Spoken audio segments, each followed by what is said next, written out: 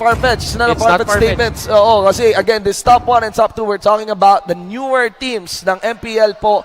Medyo na-missan natin yung drop doon, pero doon sa Gusion, pero also sa Akay, naglilya din naman yung Onic dito. And I think we also get that thumb. So, I'm not seeing anything na parang bago or parang out of the box or threatening or pasabog, something like that. These are very, very standard drafts. And of course, with this kind of standard draft, it all boils down to their abilities and their unison as a team. But at the same time, you have to look at it as both teams have their own checklists kung paano sila mananalo dito. And it's pretty defined yung kanilang mga drafting dito. That is why these teams are the most successful teams in MPL Season 4 kasi yung drafting nila, alam nila kung anong gagawin nila lahat. Alam na nila, mga kaibigan. Top 1 versus top 2, the two newest teams of MPL. Sunsparks versus Onic PH. On the blue side, ang Sunsparks.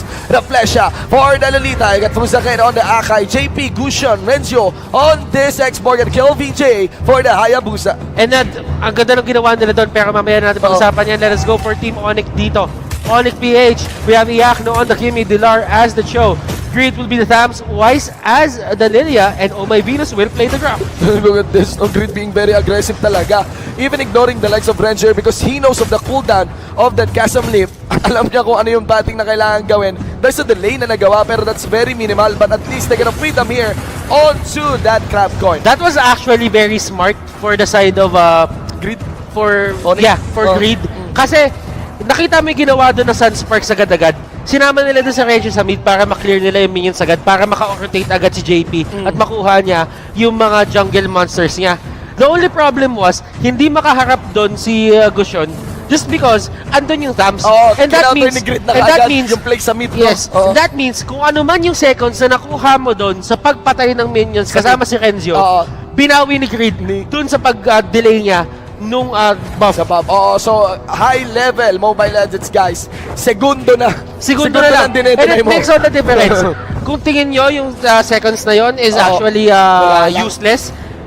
For pro players na may susunod na rotation at memorize sila yan, punto per punto, napakalaking delay na nun. Napakalaking delay. Okay, we got Blau here going for the cut. It's just everyone being technical on their rotations for this game. Fusakan was able to get a blender jump combo. And KelVJ is there. Way of the Dragon getting burned just so hindi makalapit si paring Kiel. At wala pa rin tayong first blood, but everyone would be converging here to the Turtle Pit. Sobrang lapit na. Reflesha here with the charge. The Turtle gonna be secured by the members dito ng mga taga Onic here. First blood secured by Onic. And Reflesha was down. Look at Onic dito. Isang kill lang yon, pero look at the net worth.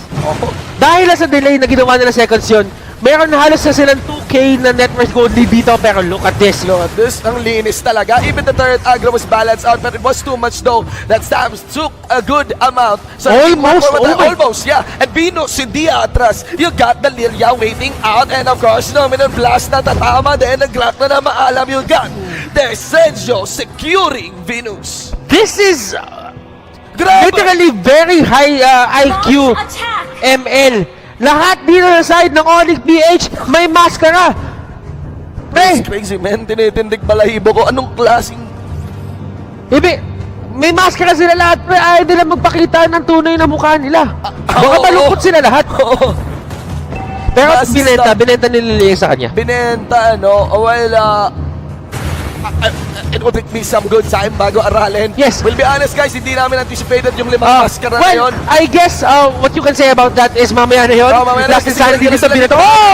Casted by the ating export, but the last hit was secured by JP on this Gusion. Hindi ba na boss? Greed here, dueling up against the Akay, and of course members of Onic getting zoned out. Pusakin, salong-salo, bum-bum-pow ni Wise dito, and it is gonna be the Akay going down in the hands of Lilia. Okay, let's talk about the 5 wooden mask. 5 wooden mask.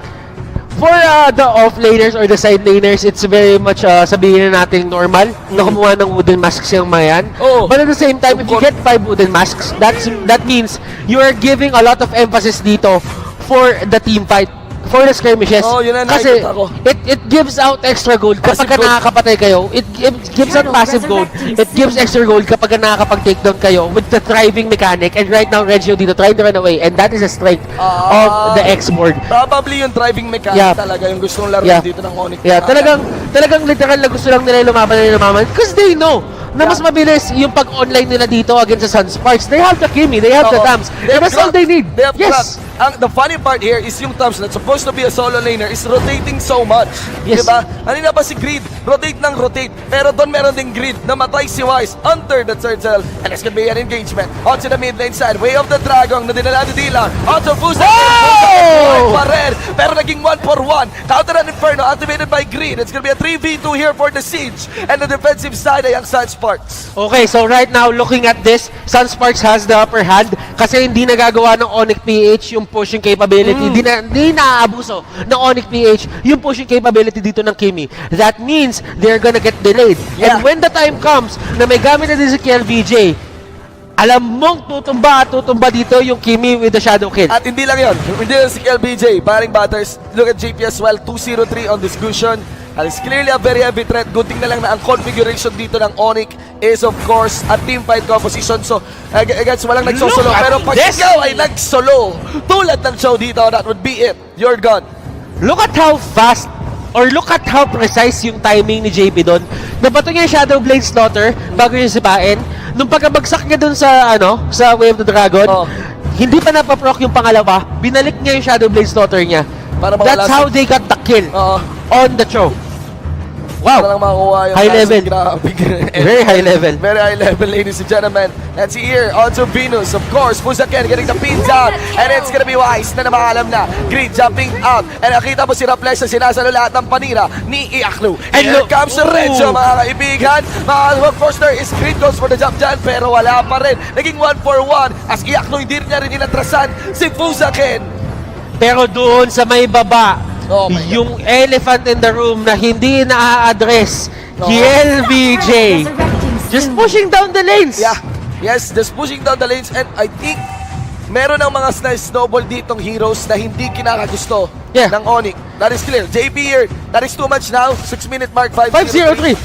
That is not good. That is totally not good para sa Onic dito. Sunsparks totally the trend, no? Nabawi na yung lead. Nabawi na yung lead. But at the same time, Shinbu, you have to give a lot of credit para sa Sunsparks. Kahit si Rafli siya yung sinasabi natin na pinakamagaling na Gusion player dito sa stack nila, binibigay ni Rafli siya yung Gusion sa mga kakampi niya.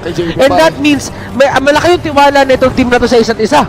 Just knowing that you're one of the best Gusion players in the country, pero kaya mo ibigay yun kay JP na magaling din. Magaling din. So, ibig sabihin, tiwala na lang to. So, tiba-tiba yung Gusion, alam naman natin na hindi pa humina yung hero na yan kahit wala na sa meta mga assassins ngayon. And now, we got here a bit of a skirmish onto the buff side. Habang mababa pa yung timer din ng Lord. Raflesha getting pulled back by those Slaughterous sides. Under the turret hit, there is the bulwark up. Kaya naman hindi ganun ka-update. Meanwhile, to the top lane side, you get Renzo and Dilar. Chase down, hindi makakalaban si Dilar dito. Look at the damage output. Last Insanity will be thrown out. Going in, going out, stunning everyone. Oh my goodness. Ganun lang, no?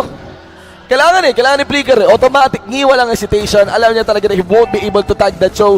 One of the fastest hero din in Mobile Legends.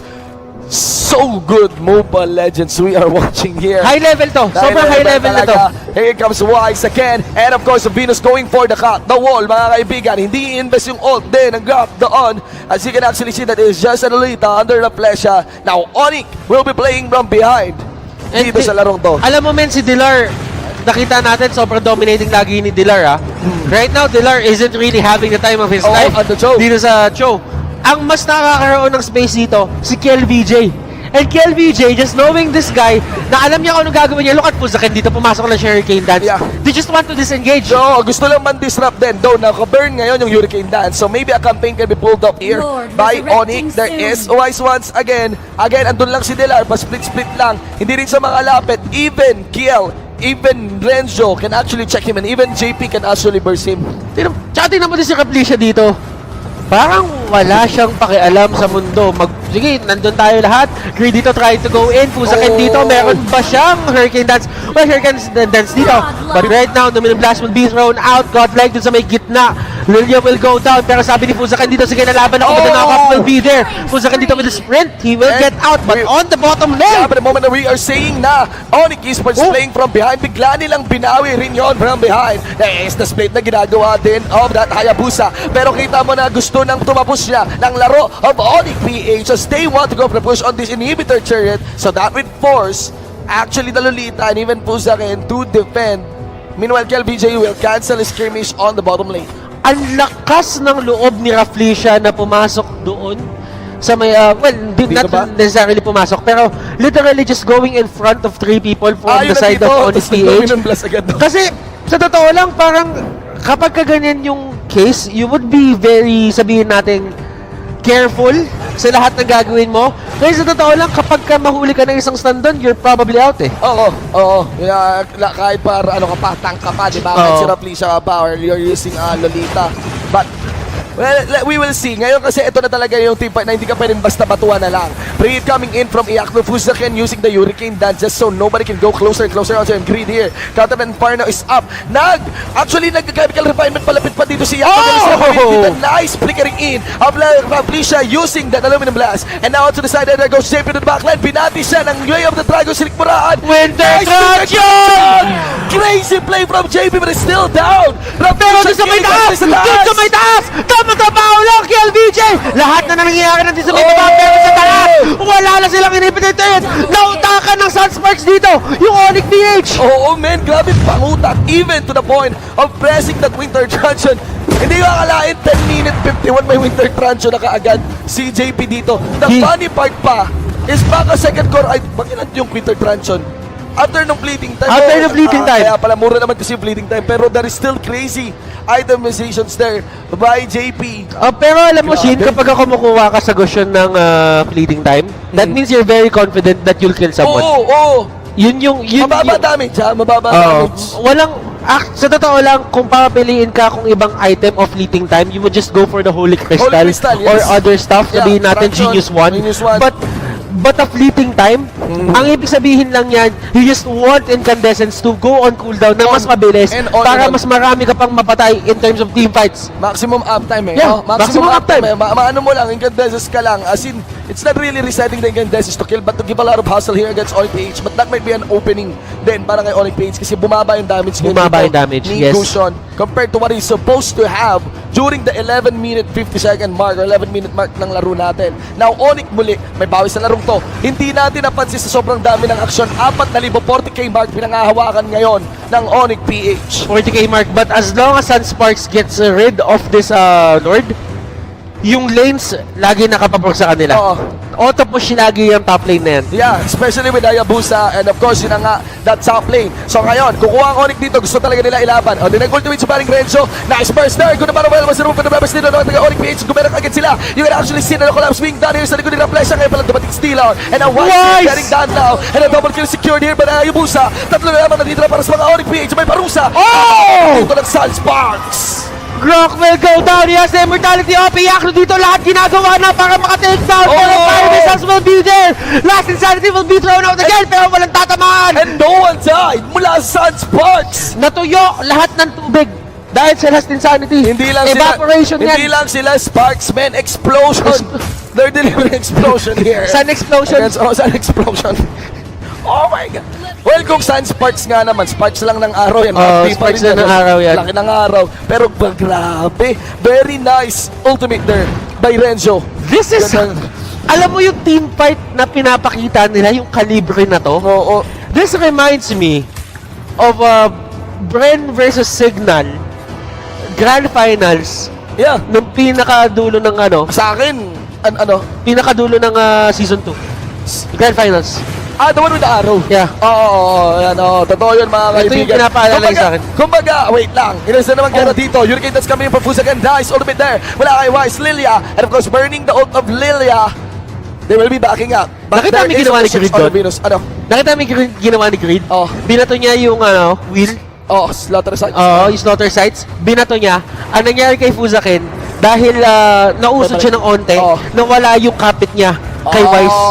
Ganda, no? Pati na lang slaughter sites. It's the positioning. It's the small things. Yeah, ginamit na lang yung slaughter sites para lang walang maipit. Now, Raflesia here, upside on the bulwark. Apat na lang mga member dito ng Onic PH, mga kaibigan. JP here going all in on Wise and the Berser. No ultimate para Bilbal para kay Wise dito. And of course, you can actually see na hindi pa rin patay si Wise. Musican using his Hurricane Dance. And of course, not tagging anyone. Wise here with the ultimate. Pero yung buhay hindi ganun karami. Maliit pa rin. And now, JP here diving in. And a monster kill secured also by Onic. Iakno chasing down. Pusakin, masakin. Then yan, kita mo na malaki ang panalo dito ng Onic. Isa na lamang natitira. At yan ay si Renzo. Kaya nga ba?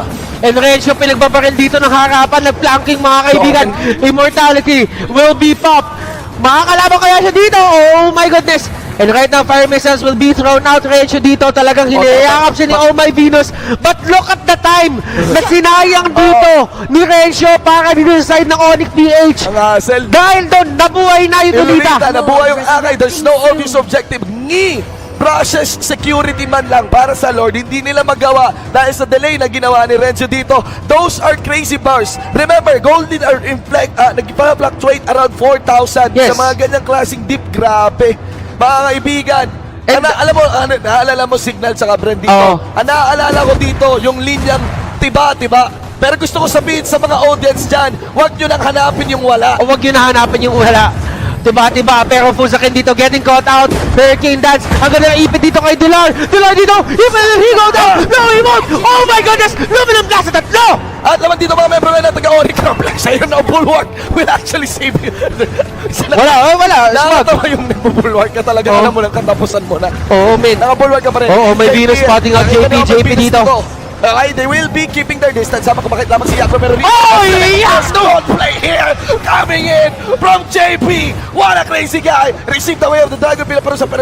Ay! Grabe naman si Busan! Grabe si Busan! Double kill last round dito ni JP! Triple kill out of JP! Oh my finish, the only one remaining! What a crazy fight! This is... Now the waves are pushing! JP leading! And you can actually see...